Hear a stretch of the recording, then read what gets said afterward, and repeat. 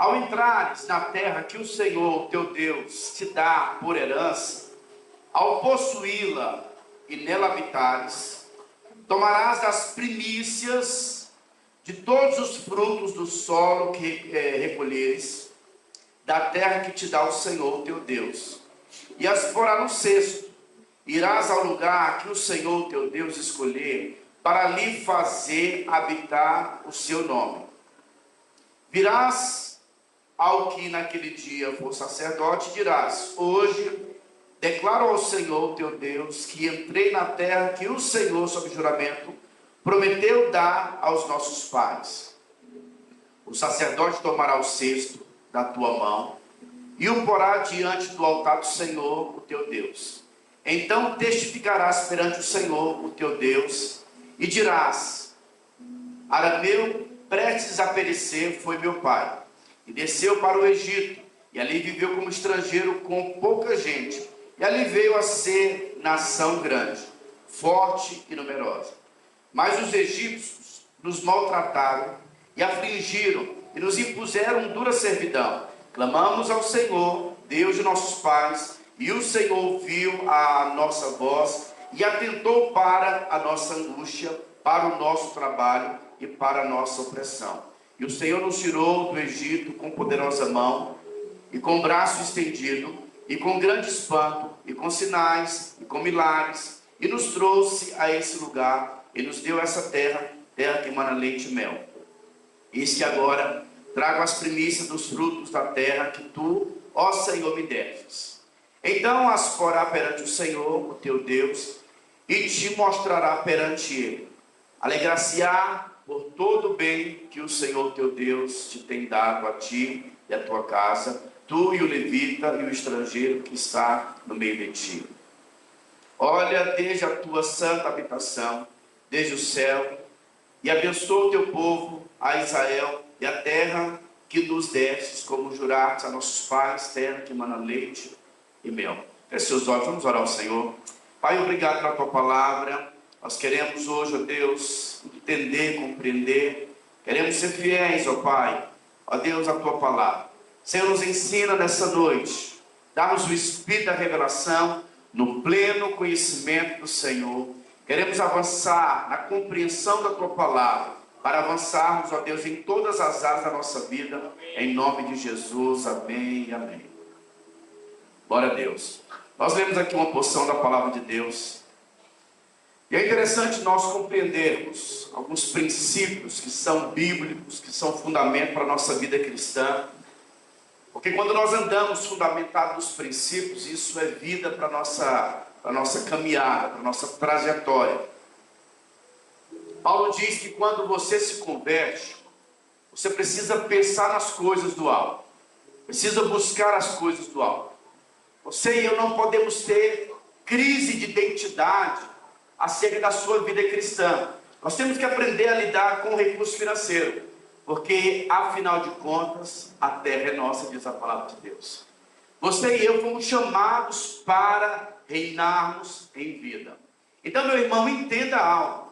Você não foi chamado para ser abençoado só na volta do Senhor Jesus. Nós somos chamados para reinarmos em vida. O povo de Deus é o povo da fé. E a fé nos leva a vivermos proeza, como está escrito. Se nós quisermos e ouvirmos as direções do Senhor, nós iremos comer o melhor dessa terra. Mas nós temos que aprender os princípios da palavra de Deus. E o que seria um princípio? Um princípio, sabe, é a maneira que Deus ele organiza a existência humana. Princípios, depois que eles são estabelecidos, se você não acredita neles, eles vão continuar funcionando. Existem alguns princípios que são fundamentos nas nossas vidas. Entre eles, nós poderíamos falar o princípio de honrar pai e mãe. Os filhos que não honram os pais, além deles viverem ruim, eles vão ter uma vida curta. Isso é um princípio. Quer você acredite ou não, Deus estabeleceu assim.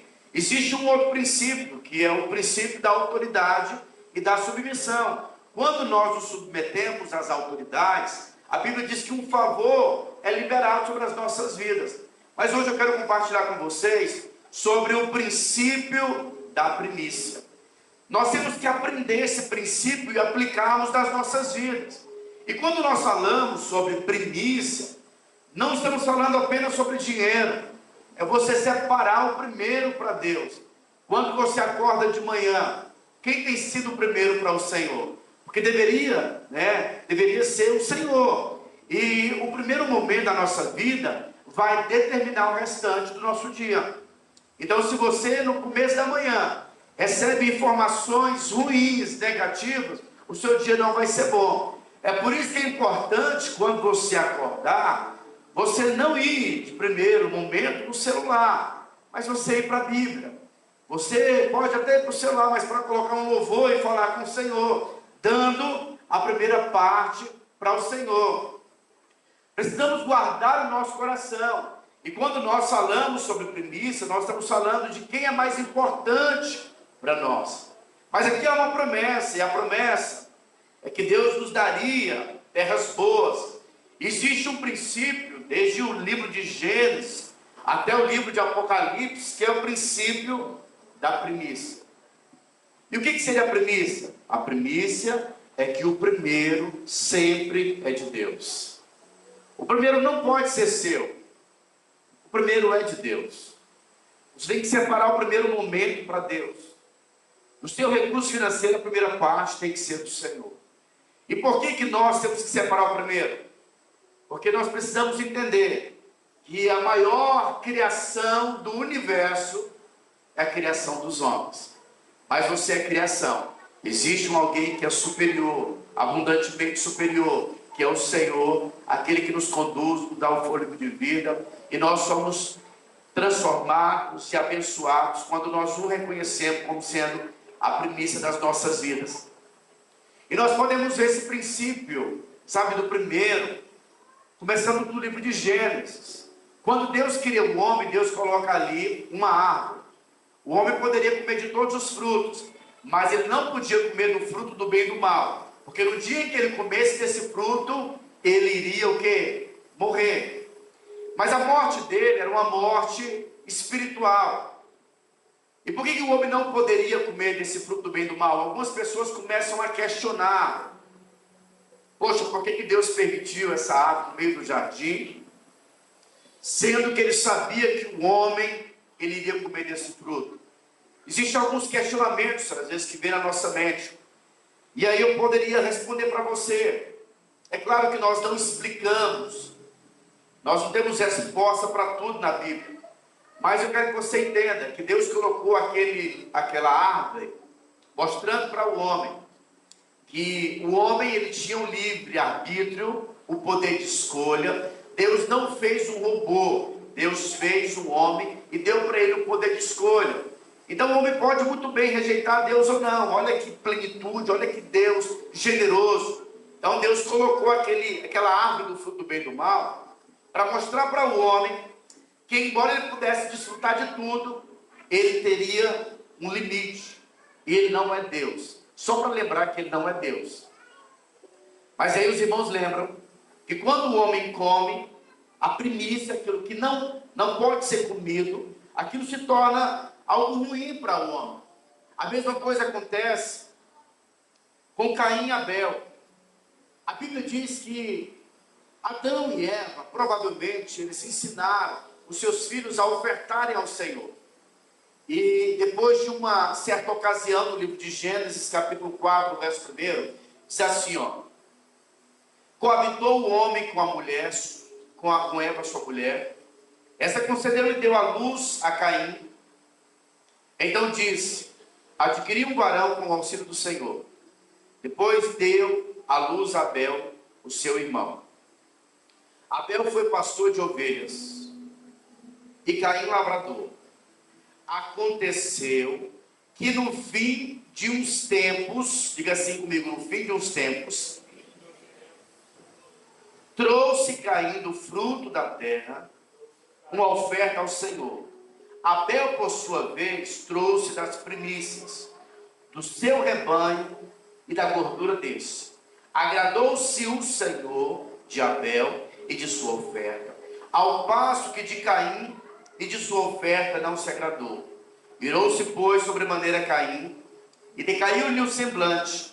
Então lhe disse o Senhor: por que andas irado? E por que decaiu o teu semblante? Se procedeste bem, não é certo que será aceito? Se todavia procedeste mal, eis que o pecado jaz à porta. O seu desejo será contra ti, mas a ti cumpre dominá-lo. Essa passagem deixa muito claro esse princípio da primícia. A Bíblia diz que Caim trouxe uma oferta, mas ele trouxe uma oferta depois de um tempo. Ele não trouxe o melhor para o Senhor. Ele trouxe depois de um tempo uma oferta. A Bíblia diz que Abel trouxe a primícia para o Senhor. Primícia nos fala, irmãos, de honra. Primícia nos fala de distinção. Primícia nos fala de adoração. Primícia nos fala de reconhecimento. Nós honramos o Senhor com o nosso primeiro. No livro de Provérbios, capítulo 3, verso 9, está escrito assim, ó: honre o Senhor com todos os seus recursos e com as primícias dos seus frutos. Então diz assim, ó, tem algumas traduções que eu peguei aqui a NVI, diz assim, ó: honre o Senhor com todos os seus recursos e com os primeiros frutos de todas as suas plantações. Depois que você tem essa atitude de honra, a Bíblia diz que os seus celeiros serão cheios, os seus lagares irão transbordar. Por quê? Por causa do princípio da honra. Nós não podemos, irmãos, ter uma atitude desonrosa em relação ao Senhor. Quando nós falamos sobre recurso financeiro, por exemplo, sobre o nosso tempo, nós estamos falando sobre honra. E nós não podemos ter dúvida de qual grupo que nós somos. Você é do grupo do povo de Deus.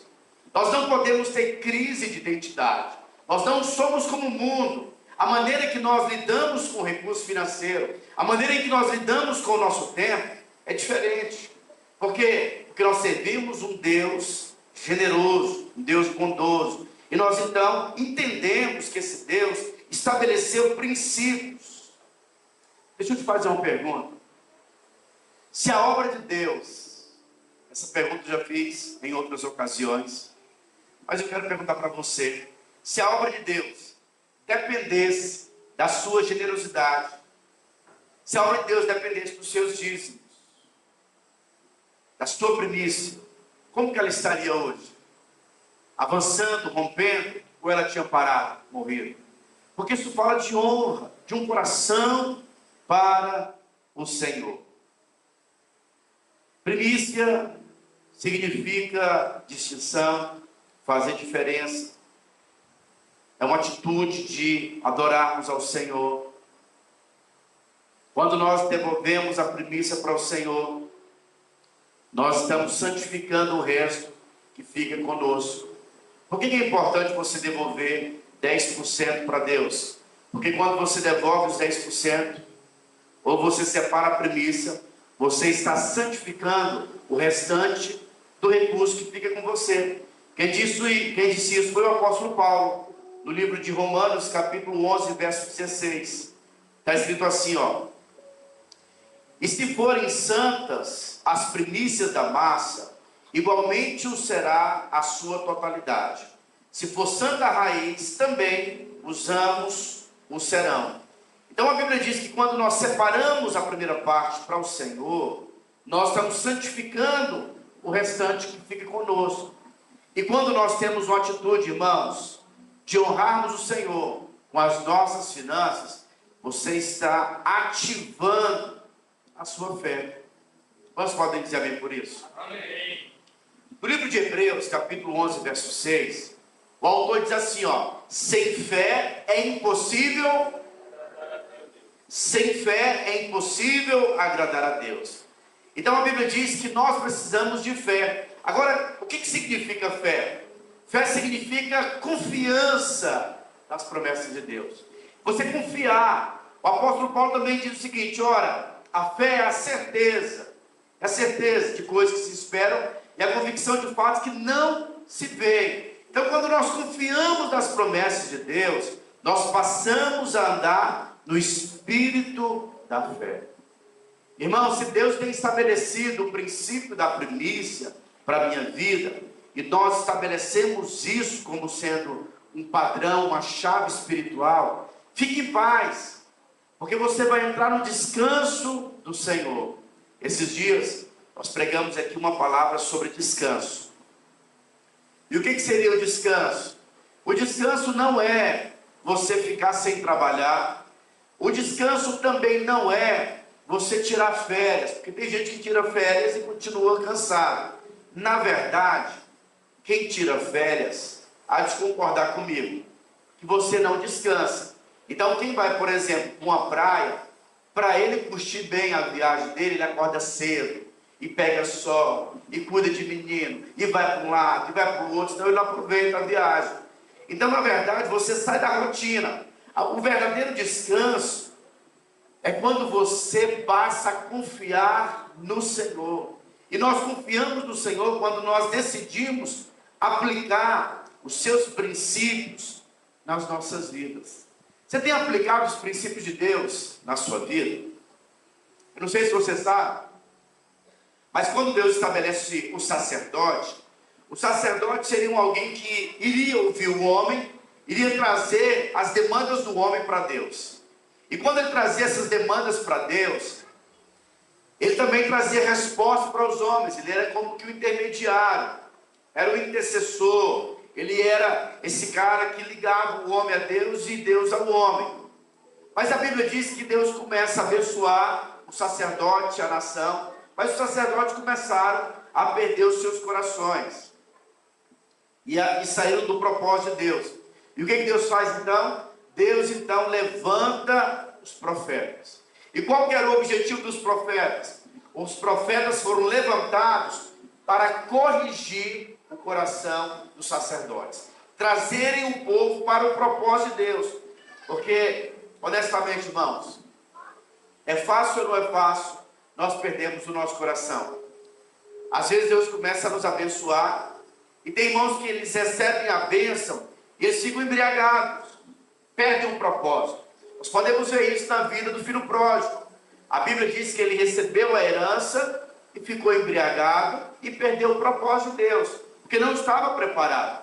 Então tem muitas pessoas que recebem a herança e ficam embriagados, perdem o propósito. Então você não pode perder o propósito. E é por isso que Deus levanta os seus profetas. E Deus então levanta o profeta Malaquias em um momento em que os sacerdotes estavam se perdendo. O profeta foi levantado por Deus porque percebeu uma atitude errada na vida dos sacerdotes. Eles estavam trazendo o pior para o Senhor. Eles não estavam tendo uma atitude de honra em relação ao Senhor. Uma coisa que eu tenho aprendido quando estive em Goiânia é que o pastor Aloysio, ele é alguém muito excelente no que ele faz. Ele sempre dá primazia para as coisas do reino. Ele leva a obra de Deus muito a sério. Então você vai ver lá que sempre as coisas são as melhores. O som é o melhor, as cadeiras são as melhores, sabe, o microfone é o melhor, o ar é o melhor. Por quê? Porque ele decidiu honrar o Senhor, dando ao Senhor o melhor. E sabe, à medida em que nós entramos nessa cultura de honra, a Bíblia diz que há um favor que é liberado sobre as nossas vidas. Mas aqui os profetas, eles decidiram dar o pior para Deus. O pior. Estavam trazendo animais cegos, animais aleijados, porque afinal de contas, esses animais seriam sacrificados. E eles pensavam, não, já que vai ser sacrificado, cego, aleijado, vai tudo ser queimado, vamos levar qualquer tipo de animal. Mas sabe, Deus sempre olha a motivação do nosso coração. Sempre que você vai trazer algo para o Senhor, nós precisamos ter essa atitude de honra a Deus. Agora nós estamos no final do ano.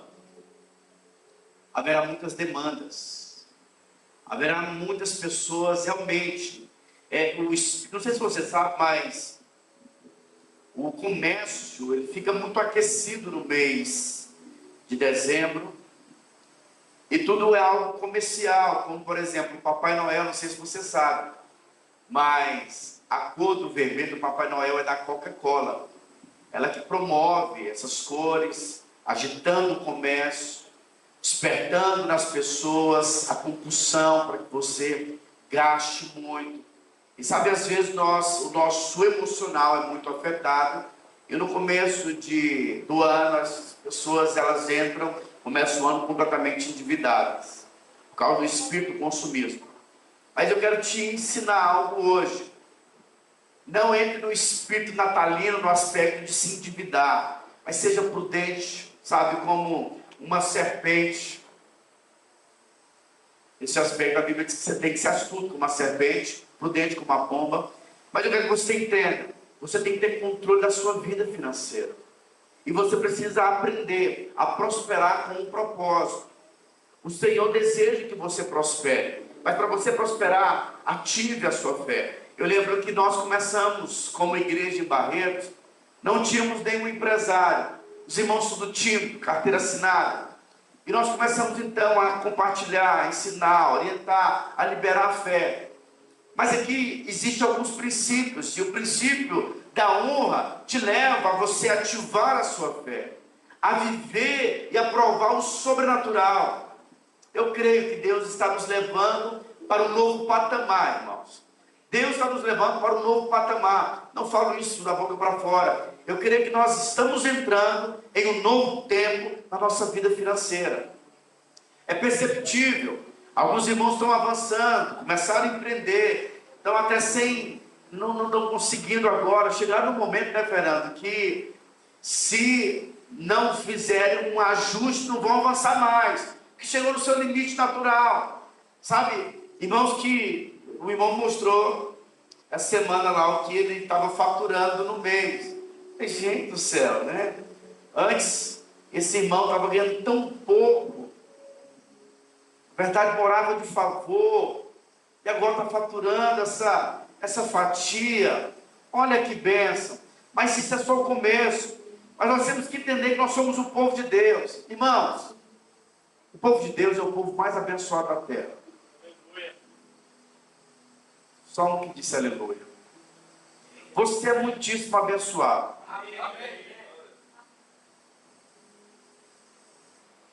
Mas nós precisamos corrigir o nosso coração.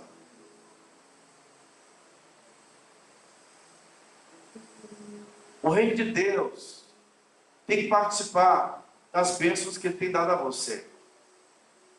Nós vamos ter agora no final do ano, nós sempre falamos que dezembro você vai ficar com a sua família, mas a virada do ano é conosco. Nós temos um culto especial dia 31 às 22 horas. Desde já, você já pega lá o seu papel para estabelecer os alvos para o ano de 2025. E nós começamos aqui a virada do ano. Na virada do ano, nós ficamos de joelho, apresentando ao Senhor os nossos alvos. E começamos o ano rendido, dando os nossos primeiros minutos a Deus. E também trazemos uma oferta de primícias, que representa a oferta do ano, honrando realmente ao Senhor. Porque, acredite em mim, quando você honra o Senhor, a honra do Senhor vai ser sobre a sua vida. Mas quando você desonra o Senhor, você também é desmerecido. E nós não honramos a Deus com palavras, por incrível que pareça. Jesus, certa vez, olhou para alguns fariseus e disse o seguinte: olha, vocês estão em palavras bonitas. Por fora vocês são lindos, mas por dentro vocês parecem um sepulcro caiado. A palavra de vocês não condiz com a atitude de vocês.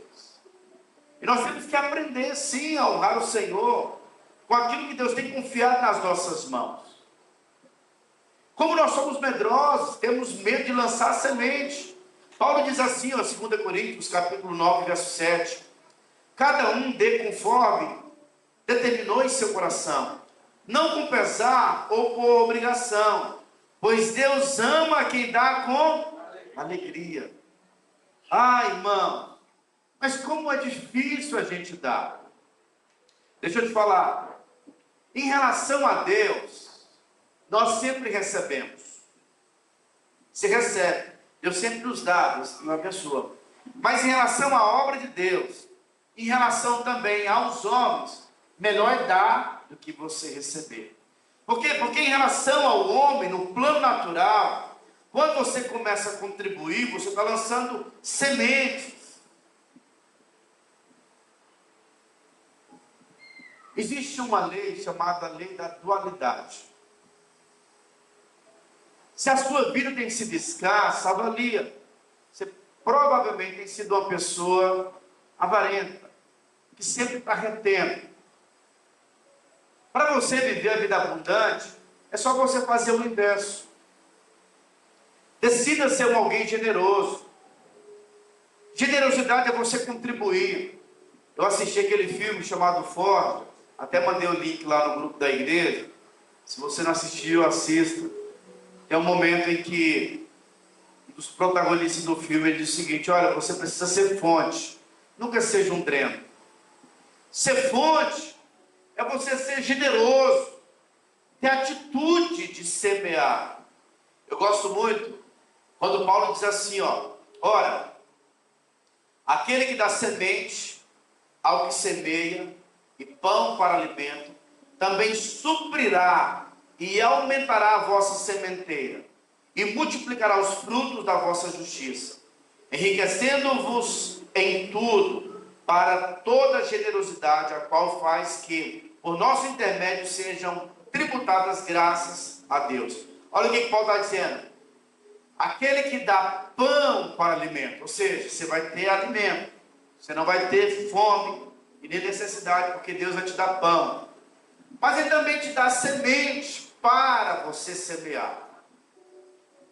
Então, se você não tem semeado, isso é sinal de que você está comendo a semente. Quem come semente não vê colheita. Pergunta para um agricultor se ele tem uma grande expectativa de colher sem que ele plante. Então entenda algo. Tem uma parte que é para você colher, para você comer, para você desfrutar, ter qualidade de vida, aproveitar com a sua família. Mas tem uma parte que Deus deu a você, essa parte precisa ser semeada. Amém? E quando você semear, Deus ele olha a motivação do coração. Você precisa corrigir a motivação do seu coração. Paulo diz que nós temos que dar com alegria, sabe, com um coração generoso para o Senhor. Essa atitude é uma atitude correta. Você pode ver no livro de Atos, capítulo 4, a história de Ananias e Safira. E é interessante que um homem, na verdade eu vou ler para você, Atos capítulo 4, verso 36, diz assim, José, um levita de Chipre, a quem os apóstolos deram o nome de Barnabé, que significa encorajador, vendeu um campo que possuía e trouxe o dinheiro e colocou aos pés dos apóstolos. Essa foi a atitude de José. Ele vendeu a sua propriedade e trouxe a oferta.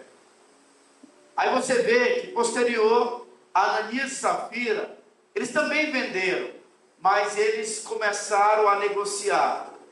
Eu acho que eles ficaram com inveja desse homem, de José, e eles então venderam e falaram o seguinte: olha, vamos fazer o mesmo, com um detalhe, vamos ficar com parte do dinheiro do terreno, e nós vamos dar, mas para eles a gente vai dar como se nós estivéssemos dando todo o recurso do terreno. E a Bíblia diz que eles trouxeram com o coração completamente errado. Os irmãos conhecem a história. Infelizmente esses dois padeceram, eles morreram. Por quê? Por causa, sabe, de um coração completamente errado diante do Senhor. E eu não estou gerando temor no seu coração, mas eu estou te mostrando que a motivação de dar é tão importante quanto você dá. E nada é colocado por acaso da palavra de Deus. Aqui no livro de Atos, que é o livro onde o Senhor estabeleceu a igreja, eles traziam as suas ofertas e colocavam aos pés dos apóstolos. Isso tem um significado muito importante. O dinheiro não pode estar no nosso coração. Tem alguns irmãos que têm problema com dinheiro. Deixa eu te falar uma coisa. Eu vejo algumas pessoas, principalmente no nosso meio, é claro às vezes que eu não falo para a pessoa porque ela nem vai entender. Tem irmãos que nem entendem. Então eu fico orando, Deus, mostra para essa pessoa. Mas tem irmãos que quando eles começam a ver algumas pessoas prosperando e avançando, ela tem algumas crises. E qual que é a crise que ela tem? Esse irmão aí só pensa em dinheiro. Esse irmão aí está com o coração errado, só busca dinheiro. Mas na verdade o problema está com aquele que está criticando. Esse irmão está avançando.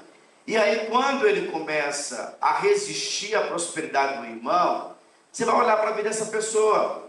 É uma pessoa que sempre está precisando, sabe, daquele que está prosperando.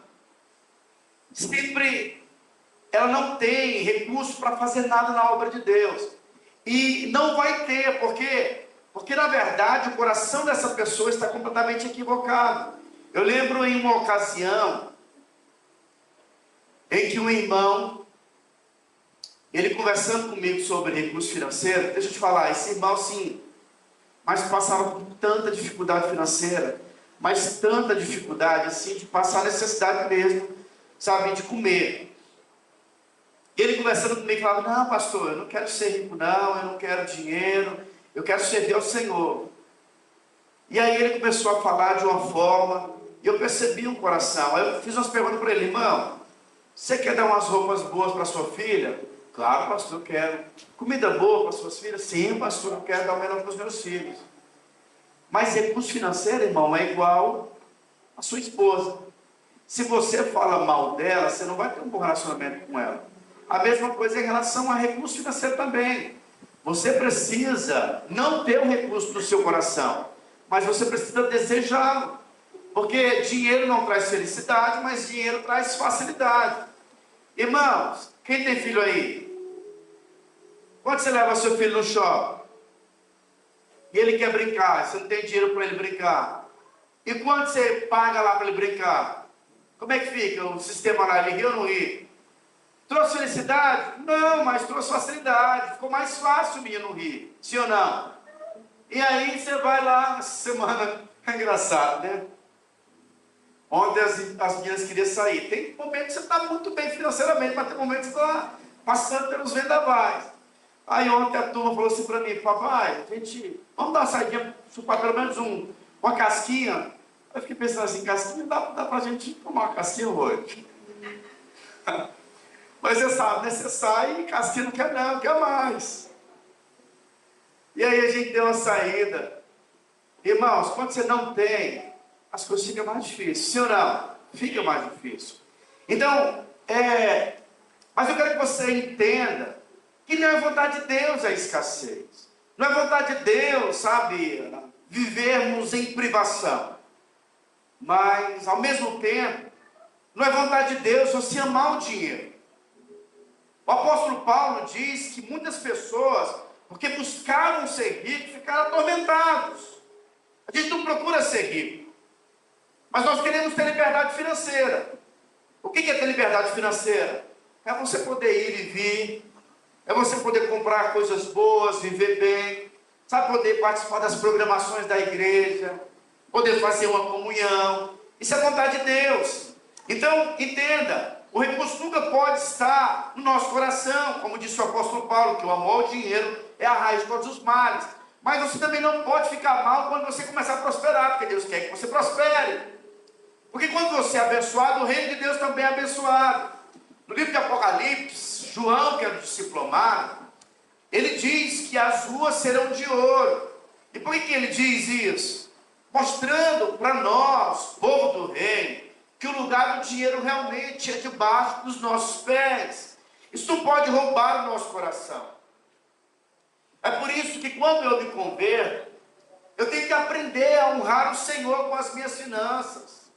Irmãos, deixa eu falar para vocês. O pastor Eric, da igreja de Comunidade Cristã, ele foi fazer missões agora, ele foi para um dos países, estou acompanhando ele aí pelo amigo da gente, acompanhando ele no Instagram, e ele mostrou lá um país onde o evangelho ele é completamente perseguido, e ele mostrou, diz que numa cidade lá só tem uma igreja, e quem comanda essa igreja é o governo. Então tem pessoas lá na igreja, e eles dão um sermão para o pastor, e o pastor não pode falar nada que possa falar contra o governo. O pastor, ele não pode falar aquilo que Cristo quer falar. E sabe, isso é algo completamente do diabo. Por quê? Porque a igreja, ela é governada por Jesus. E ela tem que viver com as ofertas e os dízimos de quem foi lavado e remido pelo sangue do Cordeiro. E por isso que nós precisamos ter revelação dessas verdades, da primícia. Por quê? Porque a avareza são manifestações da carne, não é manifestação do homem espiritual. E quando nós não somos fiéis ao Senhor nos nossos dízimos e ofertas, nós, na verdade, nós estamos servindo a Mamon, irmãos. Quem é Mamon? É o Senhor do dinheiro. O mundo é governado por Mamon. Observa isso. Quantas pessoas que você conhece, e elas passam em concursos públicos, elas mudam de cidade assim facilmente. Por quê? Porque o dinheiro está determinando a vida delas. Mas sabe, nós não somos governados por Mamon. Nós somos governados pelo Senhor. No livro de Mateus, capítulo 6, se eu não me engano, a partir do verso 22, diz que existem dois senhores, que é o Senhor Jesus, que é Deus, e Mamon, que é o Senhor da riqueza. E nós não podemos ter crise de identidade, nós servimos ao Senhor. E sabe como é que você não tem crise de identidade? É quando você começa a corrigir o seu coração, dizendo: Senhor, eu quero passar a te honrar com a minha fidelidade.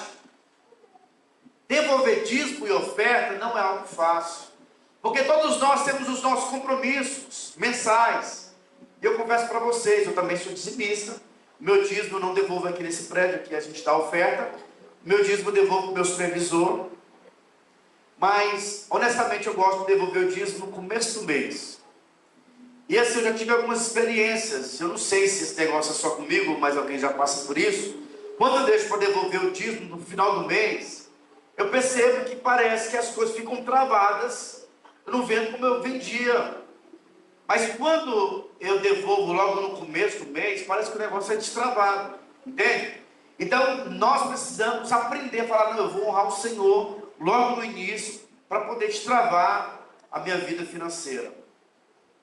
Quando você honra o Senhor, confia no Senhor, você tira a responsabilidade das preocupações, porque o dia mau vem para todo mundo, e nós não podemos ser movidos pelo dia mau. Mesmo no dia mau, nós precisamos ter paz. Essa paz nós só encontramos em Deus, em nenhum outro. A Bíblia diz que o Senhor Jesus, Ele é o príncipe da paz. Honre o Senhor. E nós não honramos o Senhor apenas com, sabe, o nosso recurso financeiro aqui nos domingos, mas nós honramos o Senhor quando nós decidimos não mentir nos nossos negócios. Nós honramos o Senhor quando nós não damos suborno para a polícia, quando você está errado. Você honra o Senhor quando você decide não fazer gato na sua casa. Essa é a maneira de você honrar o Senhor. Honre o Senhor com o coração correto. Amém? Amém, irmãos? E quando você decidir honrar o Senhor com as primícias, com a sua fidelidade, entenda algo, irmãos. Você devolve. Você não pode ficar preocupado. O que vão fazer com o dinheiro? Essa não é a sua responsabilidade. Se você tem um chamado para a administração, para o cuidado do recurso, eu te faço convite para você fazer parte da tesouraria. Mas se você não faz parte da tesouraria, meu irmão, seja fiel apenas com a sua fidelidade. Não fica preocupado com isso, não. Porque há uma responsabilidade para nós, como equipe de tesouraria, das responsabilidades. A Bíblia diz que o tesoureiro de Jesus era ladrão. Mas nem por isso as ofertas que foram entregues não foram aceitas por Deus. Em relação a Judas, Judas teve que prestar contas. E vai prestar conta naquele dia. Mas em relação à sua oferta, foram todas recebidas diante do Senhor. Deus recebeu. Vocês estão me entendendo? A oferta nos fala de adoração ao Senhor. No momento do louvor, é o momento em que você está recebendo de Deus. Sabe, no momento em que você está orando, é o momento também que Deus está falando com você. Mas a verdadeira adoração é quando nós decidimos a trazer ao Senhor aquilo que Ele tem confiado a nós. Eu não sei se você lembra, mas Davi tem umas atitudes tão poderosas. Davi diz assim, porque eu amei a casa do Senhor, eu amo a casa do Senhor, eu vou separar o meu ouro particular, a prata, isso e aquilo. Em outra ocasião, Davi, ele foi, estabelecer um altar para Deus, ele procurou um local, procurou um rei chamado Araúna, e esse rei disse o seguinte, olha Davi, já que é para o Senhor, fica tranquilo, que eu vou dar o terreno, e também vou dar o boi, e Davi falou o seguinte, não, me fala quanto custa, porque eu não quero oferecer nada para o meu Deus, que me custe algo. Eu quero poder adorar meu Deus com aquilo que Ele tem compartilhado comigo. Amém? Amém.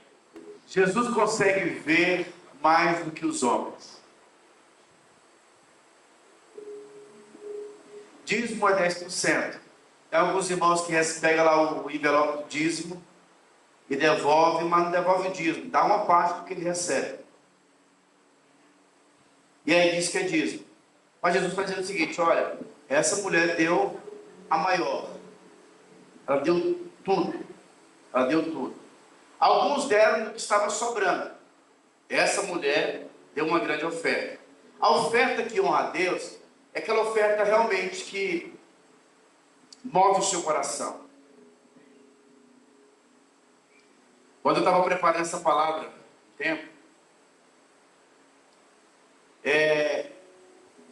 eu lembrei de uma situação, né? Tem um cara que nem da igreja mas ele estava num processo de conversão.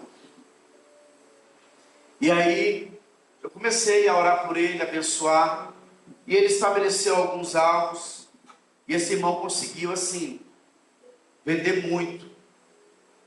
E aí, de repente, esse irmão entrou em contato comigo, dizendo, pastor, eu preciso falar com o senhor, gente. Eu falei, meu Deus, qual que é o problema, né?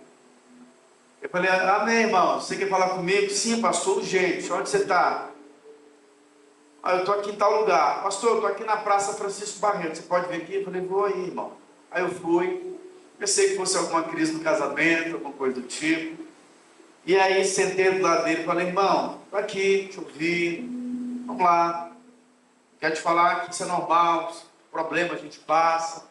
Aí o irmão falou, não, pastor, é o seguinte, quero te falar que, na verdade, estabeleci um alvo diante do Senhor, e assim, Deus me levou a sobejar, e o aniversário da minha filha é nessa semana, mas eu não posso usar esse recurso, Deus falou para mim que eu não posso usar esse recurso do aniversário da minha filha, mas eu deveria ofertar esse valor para o pastor. Falei, para mim?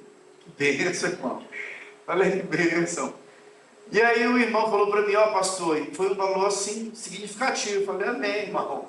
Aí ele pegou aquele envelope, Lucas, e me deu. Eu estou desconfiado, falei, gente, eu nunca recebi uma oferta dessa, olha que alegria. Aí fiquei com vergonha de abrir, mas coloquei no bolso. E aí orei pelo irmão, falei, amém, irmão, Deus te abençoe poderosamente, está feliz? Estou, eu estou mais ainda, irmão. E fui para casa. E aí eu abri aquele pacote e falei, gente, que bênção, que irmão generoso, que alegria. Sabe aquele negócio de você rir para as paredes? Estava quase voando, estava criando asas. Senti a sensação dos querubins, eu me senti tão amado por Deus. Eu preparando essa palavra da época, e aí eu fui orar. Ó Deus falando com os dois aí. Facilita, né, Lucas? E aí eu fui orar, e o Espírito Santo falou para mim, né? Na verdade eu falei, poxa, essa foi a maior oferta que eu já recebi. E o Espírito Santo ministrou no meu coração. Essa não foi a maior oferta. Eu falei, não. Qual foi, Senhor? Me fala. Eu lembrei de uma ocasião em que fizeram uma surpresa para mim, um aniversário, na Império. E uma irmãzinha lá dos predinhos, ela comprou uma camisa para mim da Dudalina. E no dia do meu aniversário, falou: pastor, aqui está o seu presente. Eu peguei aquela camisa e falei: uau, Dudalina. E o Espírito falou para mim: aquela irmã deu a maior oferta que você já recebeu. Olha, eu entendi, Senhor. Então, para Deus, a maior oferta não é o tamanho da oferta, mas sabe, é aquilo que realmente mexe com o seu coração.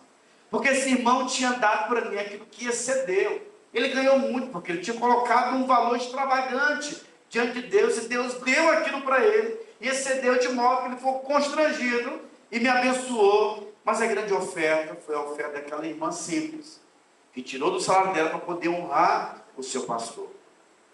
E sabe, a porta se abre quando nós temos essa atitude. E, irmãos, eu estou compartilhando isso com você, porque esse aqui é o seu grupo, você é do reino de Deus. No reino de Deus, o Senhor tem que ser o Senhor. Você tem que aprender a honrar com primícia, com o seu tempo, tem que honrar com o seu recurso.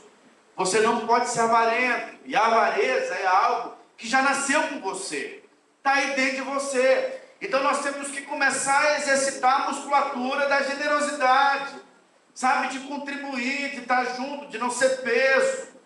É tão ruim, você vai no chá de fralda, e sabe, e lá os irmãos não levam nada para a pessoa que está ali fazendo chá de fralda. Sabe, alguém está precisando, mas não temos esse coração generoso. E não é uma questão de falta, não. Porque se todo mundo for fiel com um pouquinho, nós vamos começar a entrar nessa cultura da prosperidade. Mas se você não começa em Deus, honrando a Deus, com a primícia, dando para Ele, quanto mais os homens. Então tudo começa no temor de Deus. Eu estava ouvindo um testemunho de um pastor, hoje bem conhecido, homem de Deus demais, aqui do Brasil. E ele dizendo que a mãe dele, pastora também, mulher de Deus, morreu há pouco tempo. Ela ensinou eles, quando ele era criança, dizendo o seguinte: filho, o temor do Senhor é o princípio da sabedoria. Você tem que ter temor de Deus. Você precisa fazer as coisas corretas por causa do temor. Isso vai atrair a bênção de Deus, a sabedoria de Deus. Ele disse que aquele negócio ficou inculcado, ele sempre teve uma inclinação para ser muito aventureiro, mas ele lembrava aquela palavra, e aquilo o guardou, e ele se tornou um homem muito apaixonado. A igreja dele é uma igreja hoje de milhares.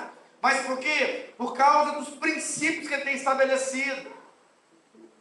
E hoje o nosso desafio é: devemos honrar ao Senhor com o nosso recurso financeiro. Você vai sair daqui hoje, vai pegar um envelope lá de primícia, e você vai orar dizendo para Deus: Senhor, eu quero dar a primícia no final, quando da virada, trazer uma oferta para o Senhor. Isso vai falar comigo, porque isso vai determinar o seu ano, irmão. Seja extravagante na presença do Senhor. Olha, tem muitos testemunhos. Tem uma irmã que estava conosco, Deus falou para ela: você vai dar o seu 13º, o seu salário para o Senhor. Outros também disseram o seguinte: não, eu quero colocar aqui o dízimo do salário que eu quero para o ano que vem. Sabe, você precisa falar para Deus: Senhor, eu quero, fala comigo sobre o valor da oferta das primícias. Eu sempre testemunho isso para os irmãos, todo ano eu tiro a minha oferta das primícias, mas teve uma ocasião que foi tão especial para mim, estava um momento tão decisivo da minha vida, que era o meu casamento, e aí a gente estava muito apertado, e o Senhor fala com a Ania ali, e ela falou o seguinte: olha, Deus falou para mim o valor da nossa oferta das primícias. Eu falei: poxa vida, e aí, qual que é o valor? Não, não vou te falar não, Deus vai ter que falar com você. E a gente foi orar, e eu falei para ela: olha, se Deus falou com você, estamos juntos. E a gente separou um valor que era bem alto em relação ao nosso casamento, tiramos para honrar o Senhor. Irmãos, mas nós provamos assim do sobrenatural do nosso casamento. Ganhamos tudo. Não tínhamos condições de casar, mas Deus nos abençoou de uma maneira tão poderosa, porque Deus tem prazer de abençoar os seus filhos. Então, mude a sua cabeça, os paradigmas, sabe, para você avançar.